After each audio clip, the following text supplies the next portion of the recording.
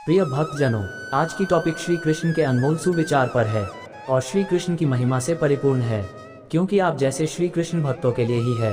इस श्रीमद् भागवत गीता के लिखी गई सार और श्री कृष्ण के मुख बिंदु सुनने मात्र से मन मस्तिष्क राधे श्याम मुरलीधर माखन चोर के प्रति भक्ति भावना कई गुना आपकी अधिक बढ़ जाएगी। अगर आप ये श्री कृष्ण के अनमोल विचार ज्ञान को सुन रहे हैं तो पूरा सुनिए। इस अनमोल विचार ज्ञान को आधा अधूरा छोड़कर जाने की गलती मत करिएगा। इस पवित्र गीता उपदेश ज्ञान को आधा अधूरा छोड़ने से आपको पाप भी लग सकता है, क्योंकि इस पवित्र कथा को पूरा सुनने से मनचाहे फल की प्राप्ति होगी। इसलिए पूरा सुने ताकि आप श्री कृष्ण का आशीर्वाद प्राप्त कर सके। हे श्री कृष्ण, जो भी इस कहानी को सुन रहे हैं उनके जीवन में सुख समृद्धि देना, उस पर अपनी कृपा बनाए रखना, उनके जीवन में आने वाले सभी कष्ट संकट रोग को दूर करना। श्री कृष्ण भगवान को कौन नहीं जानता इस संसार में दोस्तों। श्री कृष्ण भगवान धर्म और सत्य का प्रतीक है। भगवान श्री कृष्ण बुद्धि और प्रेम का प्रतीक है। इन्होंने बचपन में ही रासलीला करी है और इनकी 16,000 पत्नियां भी है। श्री कृष्ण को विष्णु का भी अवतार माना जाता है। ये हमेशा धर्म के लिए ही लड़ते हैं। ये हिंदू देवताओं के सबसे लोकप्रिय हैं और इनको सबसे ज्यादा पूजा जाता है। तो प्रिय भक्त गणों, आइए श्री कृष्ण के अनमोल वचन को श्री कृष्ण के मुख बिंदु से सुनते हैं। इस संसार में कुछ भी स्थायी नहीं है। संतुष्ट मन इस विश्व का सबसे बड़ा धन है। कर्म किए जाओ, फल की चिंता मत करो। भगवान प्रत्येक वस्तु में प्रत्येक जीव में मौजूद हैं। आत्मा अमर है, इसलिए मरने की चिंता मत करो। आत्मा का अंतिम लक्ष्य परमात्मा में मिल जाना होता है, इंसान नहीं। उसका मन किसी का दोस्त या दुश्मन होता है। बड़प्पन वह गुण है जो पद से नहीं संस्कारों से प्राप्त होता है। व्यक्ति या जीव का कर्म ही उसके भाग्य का निर्माण करता है। वर्तमान परिस्थिति में जो तुम्हारा कर्तव्य है वही तुम्हारा धर्म है। मन बहुत चंचल है, जो इंसान के दिल में उथल पुथल कर देता है। जब वे अपने कार्य में आनंद खोज लेते हैं तब वे पूर्णता प्राप्त करते हैं। प्रबुद्ध व्यक्ति के लिए गंदगी का ढेर, पत्थर और सोना सभी समान हैं। आपके कर्म ही आपकी पहचान है, वरना एक नाम के हजारों इंसान हैं। धर्म केवल कर्म से होता है। कर्म के बिना धर्म की कोई परिभाषा ही नहीं है। अहंकार करने पर इंसान की प्रतिष्ठा, वंश, वैभव तीनों ही समाप्त हो जाते हैं। जीवन में कभी भी किसी से अपनी तुलना मत कीजिए। आप जैसे हैं सर्वश्रेष्ठ हैं। बुरे कर्म करने नहीं पड़ते हो जाते हैं और अच्छे कर्म होते नहीं करने पड़ते हैं। जो अपने मन पर नियंत्रण नहीं रखता वह स्वयं का शनै शनै शत्रु बनता जाता है।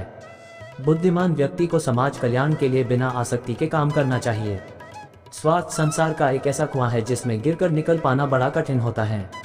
सेहत के लिए योग और किसी की जरूरत पर सहयोग, दोनों से ही जीवन बदलता है। आत्मज्ञान की तलवार से काटकर अपने हृदय से अज्ञान के संदेह को अलग कर दो। दुष्ट लोग अगर समझाने मात्र से समझ जाते तो यकीन मानो महाभारत कभी ना होता। मान अपमान, लाभ हानि, खुश हो जाना या दुखी हो जाना, ये सब मन की शरारत है जिसे तुम अपना समझकर मग्न हो रहे हो। बस यही प्रसन्नता तुम्हारे दुखों का कारण है। उस इंसान का मंजिल से भटक जाना तय है जिसकी संगत में नकारात्मक लोग रहते हैं। प्रेम सदैव माफी मांगना पसंद करता है और अहंकार सदैव माफी सुनना पसंद करता है। सिर्फ दिखावे के लिए अच्छा मत बनो। मैं आपको बाहर से नहीं बल्कि भीतर से जानता हूँ। जो इस लोक में अपने काम की सफलता की कामना रखते हैं वे देवताओं का पूजन करें। व्यक्ति जो चाहे बन सकता है यदि विश्वास के साथ इच्छित वस्तु पर लगातार चिंतन करें। शब्द उतने ही बाहर निकालने चाहिए जिन्हें वापस भी लेना पड़े तो खुद को तकलीफ न हो। परायों को अपना बनाना उतना मुश्किल नहीं जितना अपनों को अपना बनाए रखना होता है। इंसान की सोच ही उसकी सबसे बड़ी पहचान है, वरना दुनिया में एक नाम के अनेक इंसान है। बहुत विनम्रता चाहिए रिश्तों को निभाने के लिए। छल कपट से तो सिर्फ महाभारत रची जाती है। यदि आप किसी के साथ मित्रता नहीं कर सकते हैं तो उसके साथ शत्रुता भी नहीं करना चाहिए। मनुष्य का जीवन केवल उसके कर्मों पर चलता है। जैसा कर्म होता है वैसा उसका जीवन होता है। मन अशांत हो तो उसे नियंत्रित करना कठिन है, लेकिन अभ्यास से इसे वश में किया जा सकता है। दिव्यता केवल शक्तिशाली होने में नहीं बल्कि वास्तविक दिव्यता दूसरों में शक्ति जागृत करने में है। मन की गतिविधियों, होश, श्वास और भावनाओं के माध्यम से भगवान की शक्ति सदा तुम्हारे साथ है। जीवन में वाणी को संयम में रखना अनिवार्य है, क्योंकि वाणी से दिए हुए घाव कभी भरे नहीं जा सकते। जब हम स्वयं जीवन के शिल्पकार हैं तो चलो हम अपनी मुश्किलों को हराते हैं, जीवन में मुस्कुराते हैं।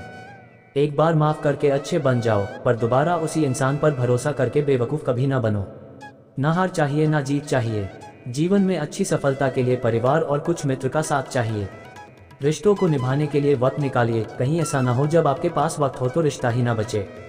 वह जो इस ज्ञान में विश्वास नहीं रखते, मुझे प्राप्त किए बिना जन्म और मृत्यु के चक्र का अनुगमन करते हैं। लोग आपके अपमान के बारे में हमेशा बात करेंगे। सम्मानित व्यक्ति के लिए अपमान मृत्यु से भी बदतर है।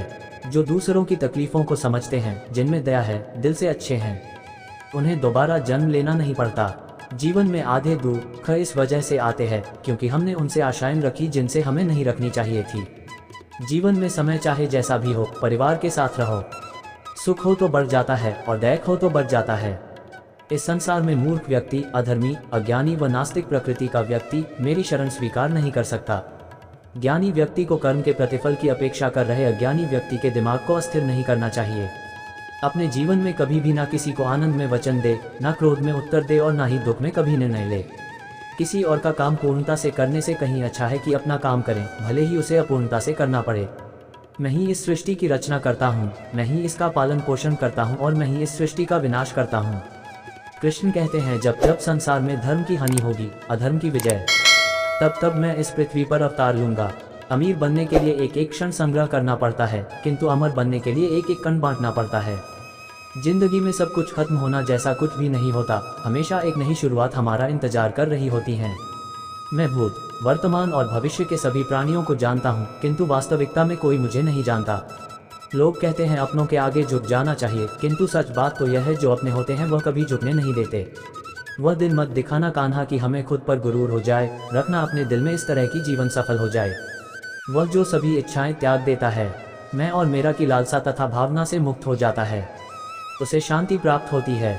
हमेशा छोटी छोटी गलतियों से बचने की कोशिश किया करो, क्योंकि इंसान पहाड़ों से नहीं पत्थरों से ठोकर खाता है। शांति से भी दुखों का अंत हो जाता है और शांतचित्त मनुष्य की बुद्धि शीघ्र ही स्थिर होकर परमात्मा से युक्त हो जाती है। अपनी पीड़ा के लिए संसार को दोष मत दो, अपने मन को समझाओ, तुम्हारे मन का परिवर्तन ही तुम्हारे दुखों का अंत है। श्री कृष्ण कहते हैं, एक बार माफ करके अच्छे बन जाओ, पर दोबारा उसी इंसान पर भरोसा करके बेवकूफ़ कभी ना बनो। इच्छा पूरी नहीं होती तो क्रोध बढ़ता है और इच्छा पूरी होती है तो लोभ बढ़ता है। इसलिए जीवन की हर स्थिति में धैर्य बनाए रखना। कृष्ण ने दुष्टों को भी अपनी गलती सुधारने का मौका दिया, क्योंकि वो किसी मनुष्य को नहीं, उसके अंदर के बुराई को मारना चाहते थे। संदेह की स्याही से संबंध के पृष्ठ पर कभी शुभ अंकित नहीं होता, इसलिए अपने मन के विचार और संबंधों का आधार दोनों ही शुभ रखें। मोहग्रस्त होकर अपने कर्तव्य पथ से हट जाना मूर्खता है, क्योंकि इससे ना तो तुम्हें स्वर्ग की प्राप्ति होगी और ना ही तुम्हारी कीर्ति बढ़ेगी। इस भौतिक संसार का ये नियम है, जो वस्तु उत्पन्न होती है, कुछ काल तक रहती है, अंत में लुप्त हो जाती है, चाहे वे शरीर हो या फल हो। यदि कोई व्यक्ति प्रेम से, भक्ति से पुष्प, फल, जल भी मुझ पर चढ़ा दे तो उसी भाव से उसे स्वीकार करता हूँ, वह मेरा प्रिय भक्त होता है। उससे मत डरो, जो वास्तविक नहीं है, ना कभी था ना कभी होगा। जो वास्तविक है वो हमेशा था और उसे कभी नष्ट नहीं किया जा सकता। जीवन में आधे दुख इस कारण जन्म लेते हैं क्योंकि हमारी आशाएं बड़ी होती है। इन आशाओं का त्याग करके देखो, जीवन में सुख ही सुख है। अपने परम भक्तों, जो हमेशा मेरा स्मरण या एक चित मन से मेरा पूजन करते हैं, मैं व्यक्तिगत रूप से उनके कल्याण का उत्तरदायित्व लेता हूँ। जन्म लेने वाले के लिए मृत्यु उतनी ही निश्चित है जितना कि मृत होने वाले के लिए जन्म लेना। इसलिए जो अपरिहार्य है उस पर शोक मत करो। श्री कृष्ण ने कहा है, अगर तुम्हें किसी ने दुखी किया है तो बुरा मत मानना। लोग उसी पेड़ पर पत्थर मारते हैं जिस पेड़ पर ज्यादा मीठे फल होते हैं। अंतकाल में जो मनुष्य मेरा स्मरण करते हुए देह त्याग करता है वह मेरी शरण में आता है। इसलिए मनुष्य को चाहिए कि अंतकाल में मेरा चिंतन करें। ये सच बात है कि भूल करके इंसान कुछ सीखता है, परंतु इसका यह मतलब नहीं कि वह जीवन भर भूल करता रहे और कहे कि हम सीख रहे हैं। कृष्ण कहते हैं, इस जगत में मनुष्य भौतिक वस्तुओं का भोग कर सकता है। अगर वे चाहे तो सब कुछ छीन सकते हैं। मनुष्य कुछ भी नहीं कर सकता। स्वार्थ से रिश्ते बनाने की कितनी भी कोशिश करें वो कभी नहीं बनते हैं, और प्रेम से बने रिश्तों को कितना भी तोड़ने की कोशिश करें वो कभी नहीं टूटते। क्रोध से भ्रम पैदा होता है, भ्रम से बुद्धि व्यग्र होती है, जब बुद्धि व्यग्र होती है तब तर्क नष्ट हो जाता है, जब तर्क नष्ट होता है तब व्यक्ति का पतन हो जाता है। आत्मा न तो जन्म लेती है, न कभी मरती है, और न ही इसे कभी जलाया जा सकता है, न ही पानी से गीला किया जा सकता है। आत्मा अमर और अविनाशी है। अगर व्यक्ति शिक्षा से पहले संस्कार, व्यापार से पहले व्यवहार और भगवान से पहले माता पिता को पहचान ले तो जिंदगी में कभी कोई कठिनाई नहीं आएगी। विषयों का चिंतन करने से विषयों की आसक्ति होती है, आसक्ति से इच्छा उत्पन्न होती है और इच्छा से क्रोध होता है, क्रोध से सम्मोहन और अविवेक उत्पन्न होता है।